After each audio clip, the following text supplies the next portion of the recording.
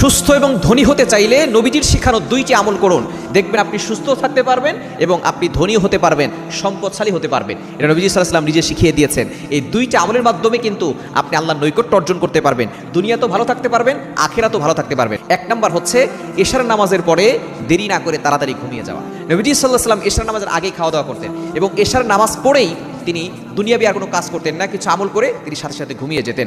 আমরা কি করি 12টা 1টা পর্যন্ত, অনেকে দেখা যাচ্ছে ফজর পর্যন্ত মোবাইল ব্যবহার করতে থাকি। অ্যান্ড্রয়েড ফোন আসার পরে আমরা অনেকেই কিন্তু নষ্ট হয়ে যাচ্ছি, আমরা রাতের বেলা ঘুমাই না। অথচ আল্লাহ তাআলা নিজে বলে দিয়েছেন সূরা নাবার ভিতরে, ওয়াজআলনাল লাইলা লিবাসা ওয়াজআলনান নাহারা মাআশা, আমি আল্লাহ তাআলা রাতটাকে করে দিয়েছি বিশ্রামের জন্য আর দিনটাকে করেছি কাজের জন্য। আর যদি ধনী হতে চান, সম্পদশালী হতে চান, আপনি তাড়াতাড়ি ঘুম থেকে উঠবেন, তাহাজ্জুদের নামাজ পড়বেন, আল্লাহর কাছে বলবেন, আল্লাহ আমি অভাবের ভিতরে আছি, কষ্টের ভিতরে আছি, বিপদের ভিতরে আছি, আল্লাহ আমার অভাব দূর করো, কষ্ট দূর করো, বিপদ দূর করো, আল্লাহ আমাকে সম্পদশালী করে দাও।